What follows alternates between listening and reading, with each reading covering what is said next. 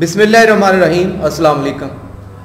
इब्तिदा है रब्बिल जलील के बाबरकत नाम से जो तमाम जहानों का रब है, जो वाहिद है, जो ला शरीक है, और करोड़ों बार दरूद सलाम हज़रत सल्लल्लाहु अलैहि वसल्लम की ज़ात पर जो ज़ात वजह तख्लीक़ कायनात है।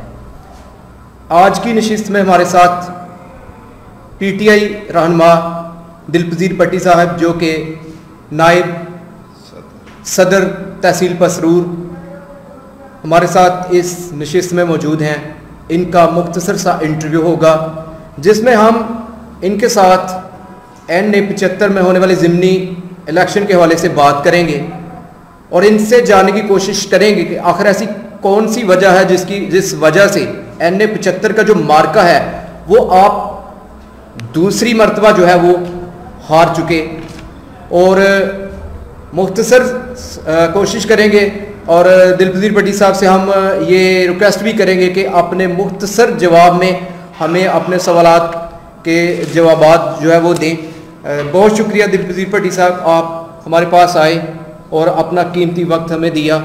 तो आपसे बिला तखीर मैं यही पूछूंगा कि कल जो NA 75 का इलेक्शन हुआ, पूरे पाकिस्तान की नज़रें जो है वो डस्का के ज़िमनी इलेक्शन पर थीं।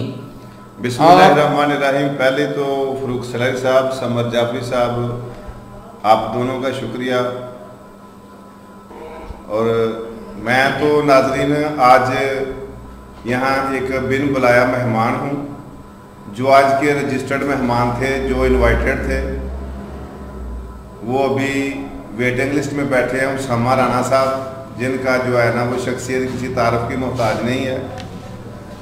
उसामा साहब से मैं मदद करता हूँ कि मेरे बाद उनका इंटरव्यू होगा।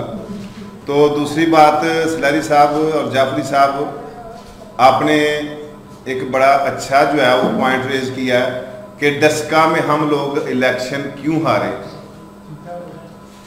तो उसकी दो तीन वजूहात हैं, दो तीन ही बहुत सारी वजूहात हैं। नंबर एक, सियालकोट डिस्ट्रिक्ट सियालकोट की क़यादत का एक पेज पर ना होना।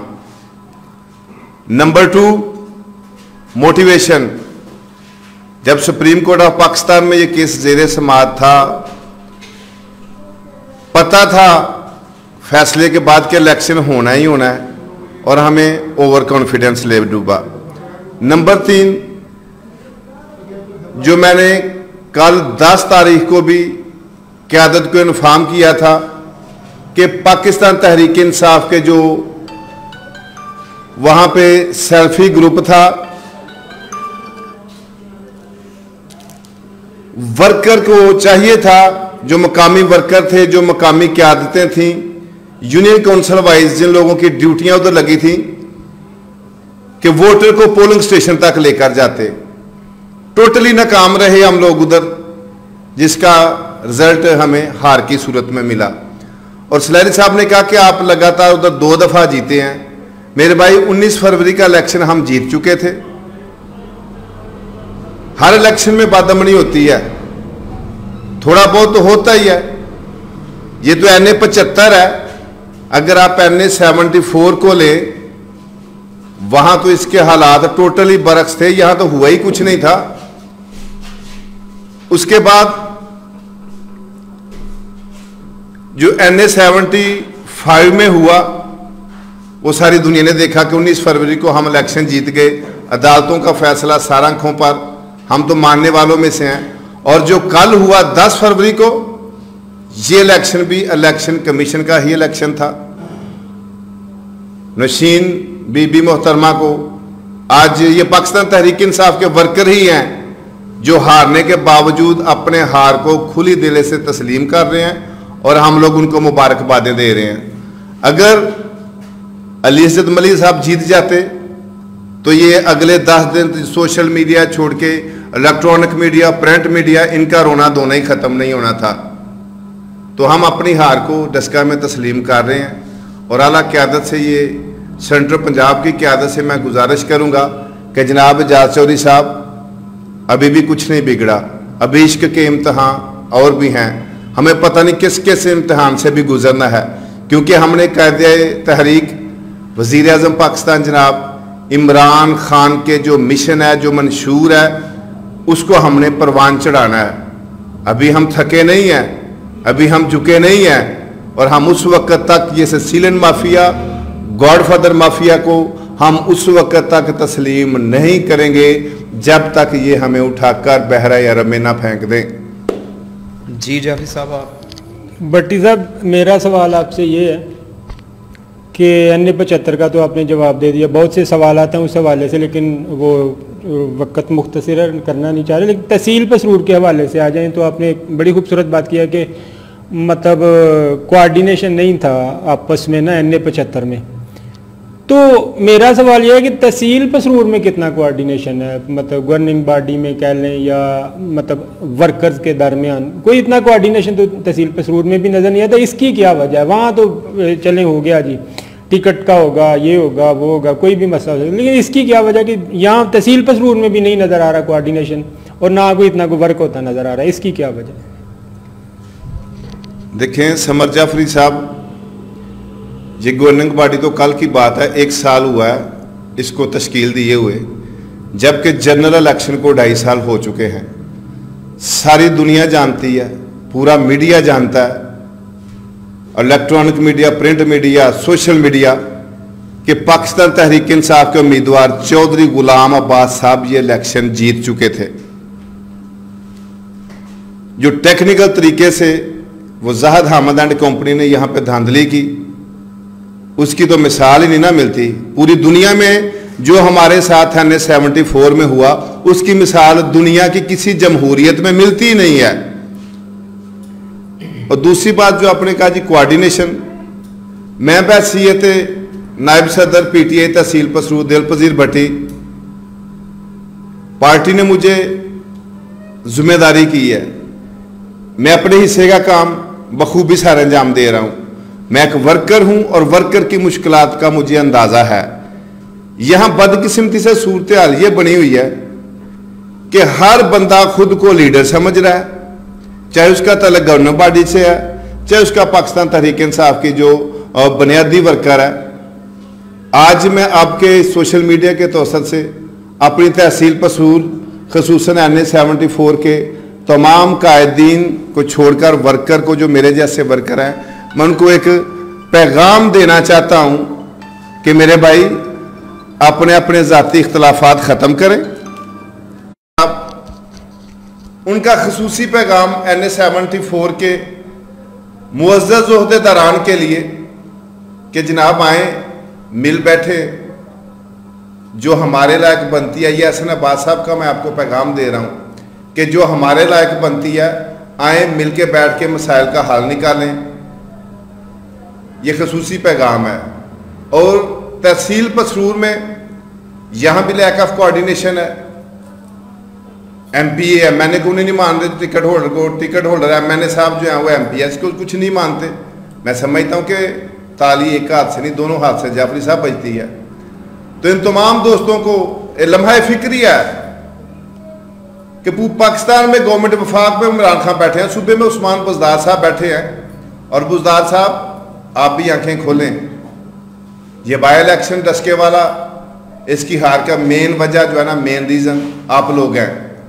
आप लोग अभी 2.5 साल में कोई अच्छे एडमिनिस्ट्रेटर साबित नहीं हुए। करप्शन जूं की तू है खान साहब, बुज़दार साहब। आपको या तो आपके वजीर मशीर, चाहे जिनका तल्लक वफाक से है, सूबे से है, ये पूरी बात प्राइम मिनिस्टर हाउस तक नहीं पहुंचा रहे। इन लोगों को चाहिए कि जो ज़मीनी हक़ाइक़ हैं, जो ज़मीनी हक़ाइक़ हैं, उनको सामने रखते हुए ये सही रिपोर्टिंग करें इमरान खान साहब को, वरना आने वाले इलेक्शन में डस्के से हमारा सूरत हाल जो इससे भी बदतर होगी। मोहतरम दिलपजीर भट्टी साहब, आपने 4 बातें की। पहली बात आपने की कि आपने हल्की फुल्की तनकीद की और अपनी पार्टी क़यादत के गलत फ़ैसलों को आप जो है वो कह रहे हैं कि पार्टी के जो गलत फ़ैसले हैं उसकी वजह से जो हमारा इलेक्शन है वो हम हारे हैं। दूसरा, आपने इलेक्शन कमीशन पर भी इल्ज़ामात के इलेक्शन कमीशन ने हमें जो है वो इस तरह से प्लान किया और ये नून लीग यहाँ पे जीती है।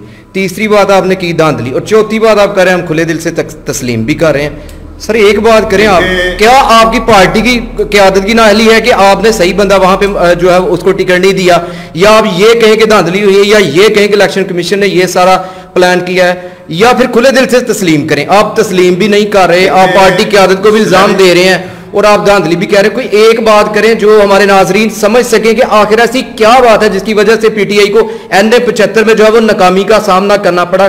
कोई एक नुक्ता आप बताएं।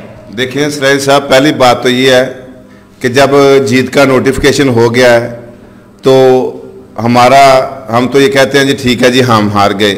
यही इलेक्शन कमीशन था, यही रिटर्निंग अफसर थे, यही प्रिजाइडिंग अफसर थे। 19 फरवरी को जो हमारी सुप्रीम कोर्ट जो आला अदलिया पाकिस्तान की, उसने एक फैसला सादर फरमाया। मुझे बताएं कि तारीख में क्या इससे पहले ऐसा फैसला कभी आया? जब हमने NA-74 के हवाले से पटिशन दायर की थी तब उसको क्यों खारिज किया गया था, जहां पे रिटर्निंग अफसर ने यह बात तस्लीम की थी कि जनाब वाकई बैग खुले हुए हैं, सीलें टूटी हुई हैं। क्या वो इलेक्शन नहीं था? और दूसरा सवाल शायद आपने ये पूछा कि ये टिकट का मामला देखें। अली असद मल्ली एक बुनियादी वर्कर है पाकिस्तान तहरीक इंसाफ के, पार्टी का फैसला सारा आंखों पर। लेकिन यहाँ मैं ये समझता हूँ कि जो डस्का इंटरसिटी के लोग थे उन्होंने अली असद मल्ली को कबूल नहीं किया।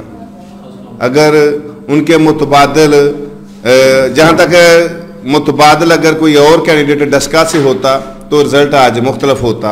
और नंबर 3 सबसे अहम बात कि जनाब 2018 के जनरल इलेक्शन में हमारे पास पाकिस्तान तहरीक इंसाफ के पास सिर्फ और सिर्फ 60,000 के राउंड अबाउट फिगर थी। आज हमारे पास अल्हम्दुलिल्लाह 95,000 के करीब ये फिगर आ गई हैं। ये फिगर 95,000 के करीब आ गया तो अब फैसला नाजरीन पे है, आप पे है कि बताएं कि पाकिस्तान तहरीक इंसाफ का ग्राफ वहाँ पे कम हुआ या ज़्यादा हुआ। मैं मानता हूँ महंगाई भी बहुत ज़्यादा है, गरीब आवाम की कमर तोड़ के रख दी है। उसके अलावा उसके बावजूद भी पाकिस्तान तहरीक इंसाफ 94-95,000 वोट लेने में कामयाब हो गई है। मैं ये समझता हूँ कि अली असद मल्ली साहब जो हैं वो हमारे दिलों में बसते हैं और वो हमारे जो कहते हैं ना वो दिलों के MNA हैं। तो बहुत मेहनत की है, बहुत मेहनत की है।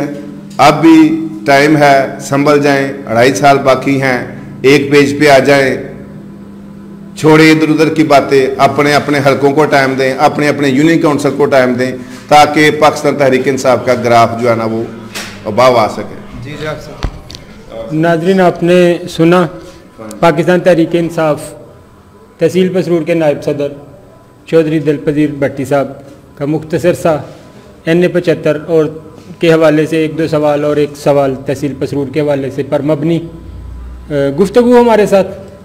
तो आपने इससे क्या नतीजा अखज़ किया, आप क्या कहते हैं? अपनी आरा से आगाह करते रहें।